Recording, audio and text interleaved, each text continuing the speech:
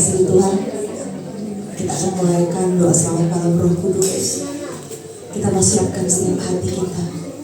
Kita mau masuk lebih dalam lagi.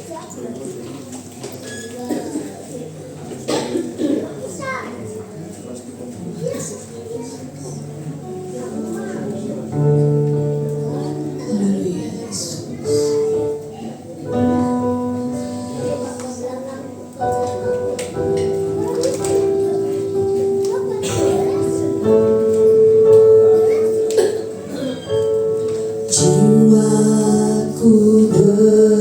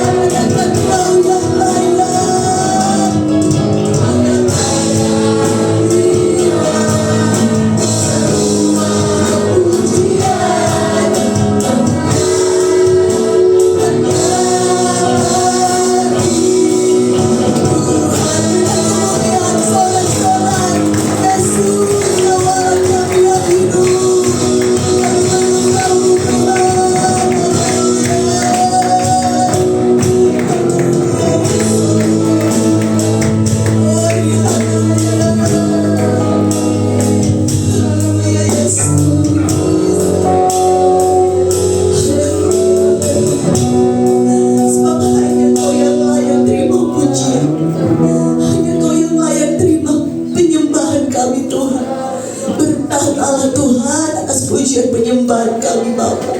Kami rindu lawatan-Mu lebih lagi Tuhan. Kami rindu malam hari ini menyenangkan hati Yesus. Terima kasih Bapa kami yang baik. Terima kasih buat hadirat-Mu Tuhan. Lebih lagi kuasai setiap kehidupan kami Tuhan. Kami rindu Tuhan duduk berdiam di bait-Mu Bapa. Berfirmanlah Tuhan untuk setiap kami. Tuhan sentuh hati kami, ubah setiap hati kami, berikan kami hati yang baru Tuhan. Biarlah Tuhan Yesus hari makin hari kami makin mengenal Tuhan secara pribadi. Kami lebih mengerti apa mau Tuhan dalam setiap kehidupan kami. Urapi hamba biar kami menyampaikan kebenaran firman Tuhan. Biarlah Roh Kudus menguasai setiap perkataan hamba-Mu. Kami semua yang ada di tempat ini Tuhan, kami mau duduk diam mendengar firman Tuhan. Kami bukakan hati kami, berikan hati kami yang terbaik untuk dibenahi oleh firman-Mu. Di dalam nama Tuhan Yesus Kristus. Haleluya. Amin.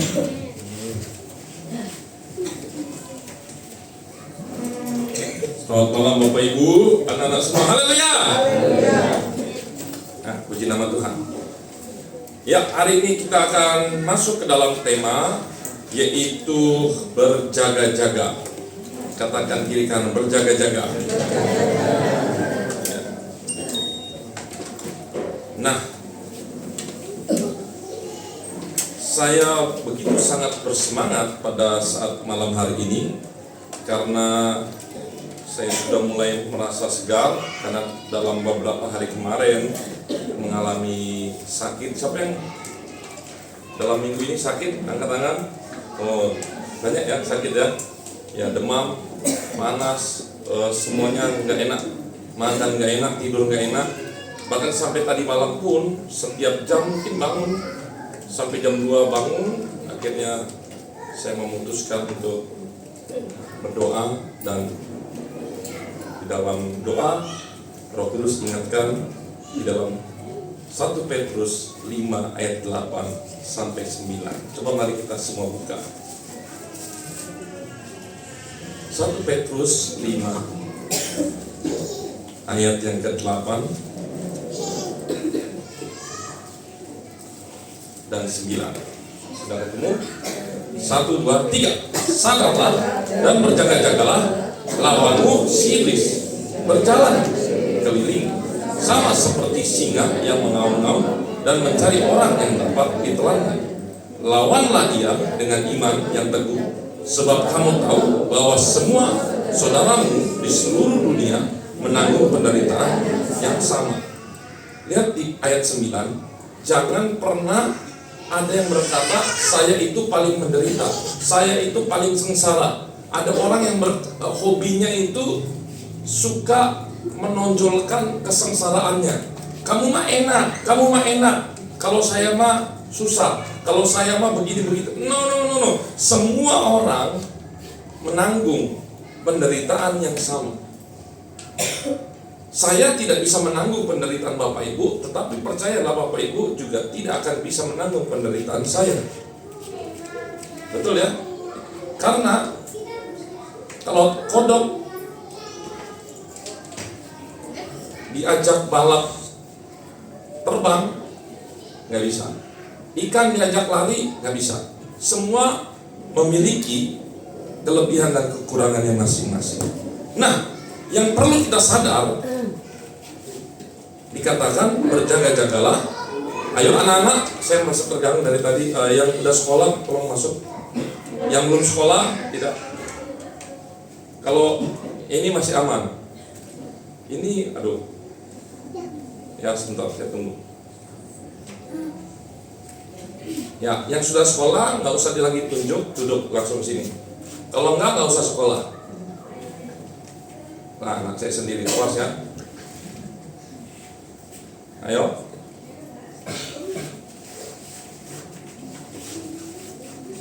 Sudah semua, kecuali yang belum sekolah. Ya.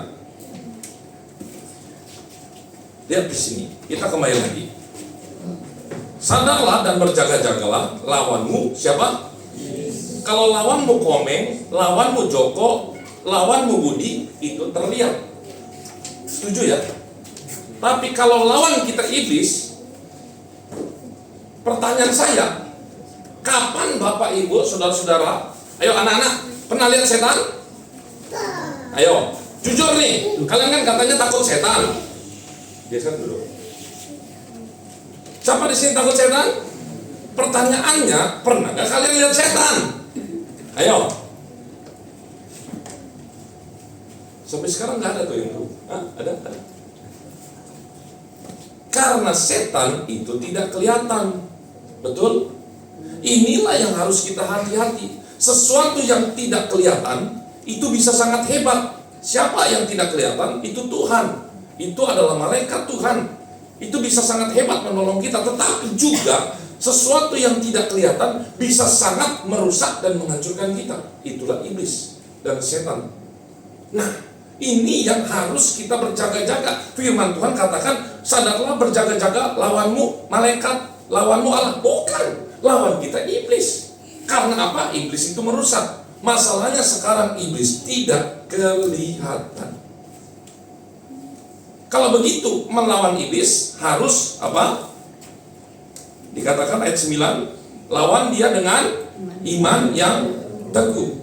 Nah, kira-kira lawan iman yang teguh itu oke, kita tahu senjatanya itu. Tetapi kira-kira apa yang harus kita jaga? Ada sesuatu di bagian diri kita itu yang sering kali jebol. Kita lengah sedikit, cek masuk, kena terus. Tahu nggak apa kira-kira? Lihat ya, manusia di awal-awal. Lihat. Siapa di sini punya kakak adik, angkat tangan. Bapak ibu juga yang punya kakak adik, angkat tangan. Ada? Saya punya kakak adik. Pernah berantem? Pernah atau sering? Pernah lempar-lemparan? Nah, lihat sini. Kejadian 4 ayat 6. Lihat. Baca semua yang punya kakak adik. 1, termasuk saya punya. 2, 3. Firman Tuhan kepada Kain, mengapa hatimu panas dan mukamu apa? Lihat, hatimu panas. Ketika hati panas, mukanya itu kurang enak. Muram itu apa sih? Merah? Enggak juga ya. Mukanya kayak gimana ya? Kurang, maaf ya. Kalau orang begini, raut wajahnya seperti kotoran binatang. Kita lihat orang itu tuh kok mukanya kayak nggak enak. Sepertinya nggak damai sejahtera di sini. Betul ya? Lihat di sini. Apakah mukamu tidak akan berseri jika engkau berbuat baik? Terus, tetapi jika engkau tidak berbuat baik, apa? Dosa sudah mengintip di depan pintu. Ia sangat menggoda engkau, tetapi engkau harus berpuasa atasnya. Lihat. Dosa sudah mengintip. Artinya siapa yang biang keroknya dosa? Iblis. Iblis sudah mengintip kepada siapa orang yang apa? Yang hatinya panas. Saya mau katakan kabar buruknya. Berjaga-jagalah kepada sesuatu yang tidak kelihatan, yaitu iblis. Dan iblis sasaran yang paling dia incar pertama kali. Benar-benar Roh Kudus terima kasih. Yang paling sering iblis hajar, hantam duluan. Ini manusia awal-awal adalah hati. Hati dulu. Bahkan ada banyak penjelasan, hati licik, hati yang gak bisa dipercaya. Ini mengerikan. Itu tadi siapa? Siapa tadi tokohnya? Membunuh siapa? Membunuh siapa? Kan baru ulangan kemarin. Membunuh siapa? Amin.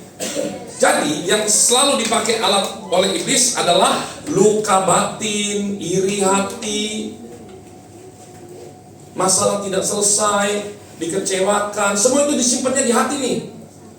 Disakiti, diremehkan, itu semuanya disimpan di mana? Di hati. Nih, Raja Saul, tahu? Raja Saul, salahnya dia itu jatuhnya cuma sepele, sangat sepele. Waktu apa? Waktu dia lihat anak buahnya itu dielu-elukan. Saul mengalahkan beri. Nah, kalau Daud berlah, dia jengkel. Coba Bapak Ibu baca, dia itu iri hati. Tuh dia. Esther, tahu Esther, kisah Esther 3 ayat 5, itu tokohnya namanya Haman. Saya bacakan aja ya, Esther 3 ayat 5-6. Ketika Haman melihat bahwa Mordekai tidak berlutut dan sujud kepadanya, maka sangat panaslah hati Haman. Sekali lagi, panaslah hati Haman. Tetapi ia menganggap dirinya terlalu hina untuk membunuh hanya seorang Mordekai. Itu gara-gara tidak menunduk, hatinya panas, sehingga Haman ini mau memusnahkan seluruh suku bangsa Israel di seluruh dunia. Bayangin ya, bukan di satu pulau aja, seluruh dunia mau dimusnahkan Israel ini. Ini mengerikan. Tetapi gara-gara panas hati, lihat, gara-gara hati yang panas, jadi siapa yang dibunuh? Yang dibunuh justru Haman, bukan Mordekai. Amin. Hati-hati dengan hatimu. Ayub 36 ayat 18, di sana dikatakan, janganlah panas hati membujuk engkau. Ini keren banget, ayo kita baca nih. Ayub 36 ayat 18. Awas, hati kita seringkali bengkok. Janganlah panas hati membujuk tuh. Jadi ternyata hati kita yang panas itu membujuk, menarik. Ayo sikat, hajar. Kemarin saya pernah lihat di Instagram lewat, ada seorang pekerja, dia lagi masak, mungkin dikasih racun, mungkin dia sakit hati dikasih racun, majikannya dia tahu, coba kau makan, itu ya mungkin nanti lewat habis ini. Janganlah besarnya tebusan menyesatkan engkau. Ini seperti bahasa kiasan. Sepertinya panas hati itu adalah sosok pribadi yang hidup. Padahal kan panas hati kan nggak ada masalah. Tetapi panas hati ini sudah ditunggangi. Ingat, sudah diintip. Dosa sudah mengintip. Siapa yang masuk dosa mengintip? Iblis sudah mengintip. Janganlah panas hati membujuk engkau. Panas hati kan masa bisa membujuk? Enggak. Siapa yang bisa membujuk Hawa memakan buah? Siapa? Iblis. Ulang. Siapa yang bisa membujuk kita berolok-olok? Setan. Hati-hati. Yang kedua, yang pertama, yang seringkali jebol apa? Bagian mana? Hati. Yang kedua, yang seringkali iblis serang atau jebol adalah Yakobus 1 ayat 14 dan 15. Ternyata dari keinginan. Yakobus 1 ayat 14 sampai 15. Tiap-tiap orang dicobai oleh keinginannya sendiri, karena ia diseret dan dipikat olehnya. Dan apabila keinginan itu telah dibuai, ia melahirkan apa? Dosa. Dan apabila dosa itu sudah matang, ia melahirkan apa? Maut. Tuh lihat. Tiap-tiap orang dicobai, jangan ribut, Jason. Tiap-tiap orang dicobai oleh apa? Keinginannya sendiri. Jadi jangan selalu nyalahin iblis. Keinginan kita yang tidak sesuai dengan kehendak Allah itu bahaya. Awas. Jadi ketika kita berdoa, makanya seringkali banyak yang tidak dijawab, karena itu jangan-jangan akan membawa malapetaka. Sama seperti teman saya, mau mobil, dikasih mobil jazz, mati. Mau mobil jazz, tapi mati. Kan kita nggak tahu. Oleh karena itu kita harus bersyukur. Mungkin ada yang berkata, oh, segala macam berkat Tuhan itu pasti bisa. Belum tentu. Hampir rata-rata orang di bawah itu kuat, tetapi ketika dia sudah nyaman di atas, dia tumbang, dia jatuh. Siapa kira-kira yang di bawah kuat, di atas tumbang? Kisah Daud dan Batseba. Daud dicobai oleh keinginannya sendiri, diseret, dipikat, dibuahi, melahirkan apa? Dosa. Betul ya? Siapa lagi? Ananias dan Safira. Ketika sebelum menjual, dia sudah bernasar, saya akan memberikan sepenuhnya. Ketika udah dapat duit, keinginannya timbul. Mendinganlah separuhnya aja. Lihat model begini. Keinginan yang tidak sesuai dengan kehendak Allah menghancurkan kita. Itu tetap dibekingi, digembosi, dikipas-kipas oleh iblis. Berikutnya yang ketiga, yang terakhir. Kita seringkali jebol di dalam apa? Roma 1 ayat 28. Roma 1 ayat 28.